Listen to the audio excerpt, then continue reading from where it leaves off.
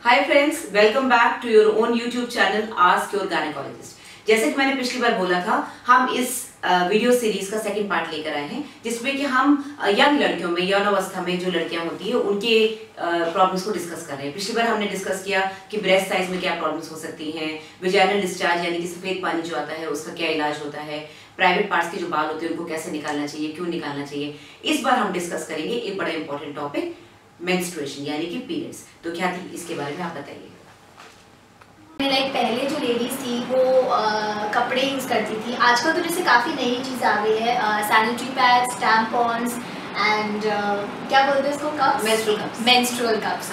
So see there are so many things. So what should be the best thing जो एक female use कर सकती है during her periods? बहुत ही अच्छा टॉपिक उठाया ख्याति आपने, क्योंकि इसके लिए मेरे पास अलग से बहुत सारे क्वेश्चंस आए। देखिए, सबसे पहले तो कपड़ा ही शुरू हुआ था और पैथेटिक बात यह है कि अभी भी 15% लेडीज इंडिया में पैड्स यूज कर रही है। अभी भी कपड़ा और पत्ते और मिट्टी लगा रहे। पुराने कपड़ों को प्लीज मत यूज करिए, सैनिटरी पैड्स। मेरा एक वीडियो ऑलरेडी आ चुका है यूट्यूब पे, जिसमें मैंने बताया कि इससे क्या होता है और क्यों नहीं करनी चाहिए। Check that, please check that. अब आते हैं टैम्पून्स एंड मेंस्ट्रुअल कप्स पे। टैम्पून्स लड़कियों में बड़ा फेमस है, बिकॉज टैम्पून लगाने के बाद एक बार वो इंसर्ट हो जाता है, जैसे कि आप फोटो में देख सकते हैं। बड़ा इजी होता है, पतला सा एक होता है, उसको इंसर्ट कर लो, देन वो अंदर जाके स्वेल कर जाता है और पूरा ब्लड एब्जॉर्ब कर लेता है। उसको 3-4 घंटे बाद आपको निकाल के फेंकना है।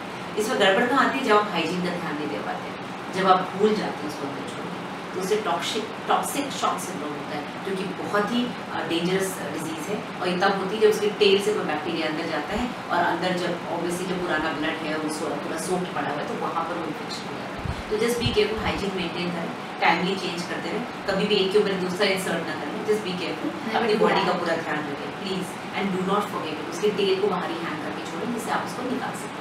फिर आते हैं कप्स पे। कप्स जैसे कि आप फोटो में देख सकते हैं, बहुत ही अच्छी चीज़ है, नया इनोवेशन है, सालों तक यूज़ कर सकते हैं। कितना आपका पैसा बचेगा, इतना इकोनॉमिक रहेगा कि आपको पैड्स, टैम्पूस को कोई खर्चा नहीं हो रहा, डिस्पोजल की भी कोई जरूरत नहीं है। जैसे सिलिकॉन का आप उसको वॉश करो, वापस इंसर्ट करो, सालों चलता है अगर आप उसको ध्यान से रखें तो। और ये 2-3 कलर्स में आते हैं, I think it's very good. You just need to know, आपको पता होना चाहिए आपको कितना पीरियड आता है, आपको इतना बड़ा कप लेना है कि इतना बड़ा कप लेना है, कितना ब्लड आता है, वो आपको 1-2 बार यूज़ करना है। सैनिटरी पैड जो होते हैं वो कितना फ्रीक्वेंटली हम चेंज कर सकते हैं एक दिन में? देखिए, कोशिश करेंगे हर 4-5 घंटे में चेंज करना, हर 4 to 5। स्पेशली जब शुरू में 1-2 दिन 3 दिन आपका हेवी फ्लो रहता है, तो आप उसको ज़्यादा सोख ना होने दें। बाद में जब वो खत्म होने लगता है तो भी आप वहीं उसको कम से कम दिन में 2 बार तो चेंज करें, क्योंकि वहाँ बैक्टीरिया ग्रो कर जाता है। ऑलराइट, सो आप बिल्कुल ध्यान रख सकते हैं। ऐसी चीज़ें हैं जो बिल्कुल ध्यान रखने जैसी हैं। अपना हाइजीन का ध्यान आपको एक्चुअली। हाँ, हाइजीन से एक और क्वेश्चन याद आया मुझे।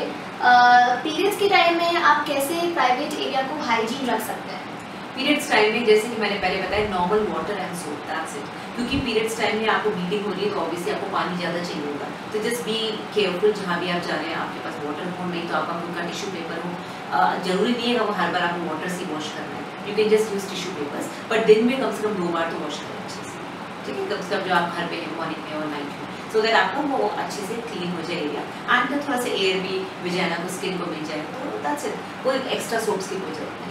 और अगर किसी फीमेल को या किसी लड़की को अगर उसकी एज से पहले अगर पीरियड्स आ जाते हैं तो क्या ये नॉर्मल है या?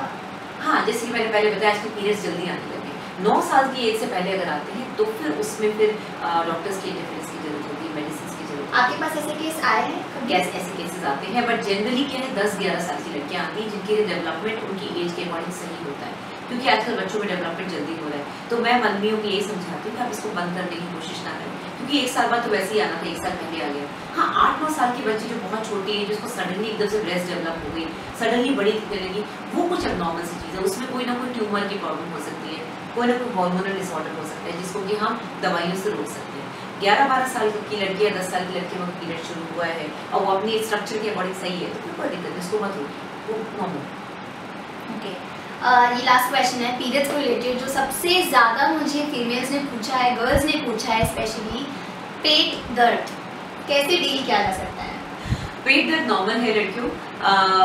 पेट दर्द इसलिए होता है क्योंकि पीरियड्स टाइम में आपकी जो बच्चेदानी है कि यूट्रस को ऐसे कॉन्ट्रैक्ट करता है, तो जब वो कॉन्ट्रैक्ट करेगा तभी ब्लड बाहर आएगा। तो कॉन्ट्रैक्शन वाले जो पेन होते हैं, दैट इज वेरी पेनफुल, उसको क्रैम्प्स बोलते हैं, क्रैम्पी पेन होता है।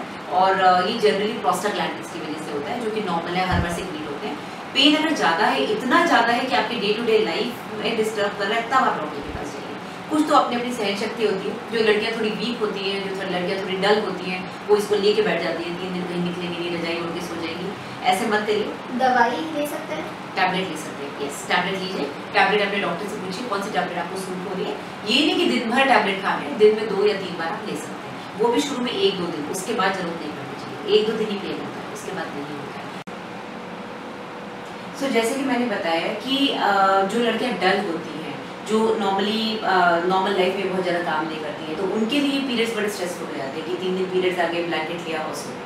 तो ये नहीं करना है। और या फिर कोई स्ट्रेसफुल सिचुएशन होती है लाइफ में, जैसे फॉर एग्जांपल एग्जाम्स हैं, स्टूडेंट्स को नॉर्मली एग्जाम्स टाइम में बड़ा स्ट्रेस होता है, उस समय मेंस्ट्रुअल पेन बढ़ जाता है, या फिर फैमिली टेंशन कुछ है, तो जो भी स्ट्रेसफुल सिचुएशन होती है ये हार्मोन्स को अप डाउन करती है और उस समय पीरियड पेन बहुत ज़्यादा बढ़ जाता है।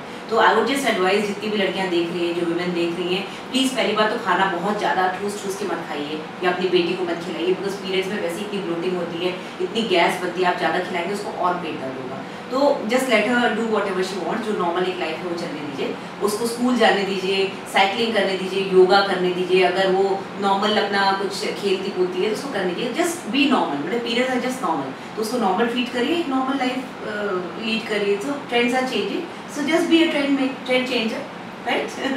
Thank you so much. So मेरे सवाल यही खत्म होते हैं and thank you so much to her. I think आप सभी को समझ आया हो और ये चीज़ें बहुत इंपॉर्टेंट होती है लाइफ के लिए, तो अपनी गायनेकोलॉजिस्ट से बिल्कुल ना शर्माइए ये सब पूछने के लिए। और अगर हमने कोई चीज़ मिस कर दी है तो आप नीचे कमेंट सेक्शन में पूछ सकते हैं, उनका जवाब भी डेफिनेटली देने वाली है आपको। श्योर। तो अगर कोई क्वेश्चन ऐसा रह गया है जो कि आंसर नहीं हुआ या आपको नहीं समझ में आया, तो आप मेरे को इनबॉक्स करिए, मैं आपको पर्सनली जवाब दे दूंगी। और टिल देन आप मेरे को मेरे इंस्टाग्राम हैंडल पे फॉलो कर सकते हैं, sonal.parihar.33। So friends, please subscribe to our channel ask your gynaecologist, और ख्याति का भी अपना एक चैनल चलता है कंचन जाजू के नाम से। So till then take care, bye for now.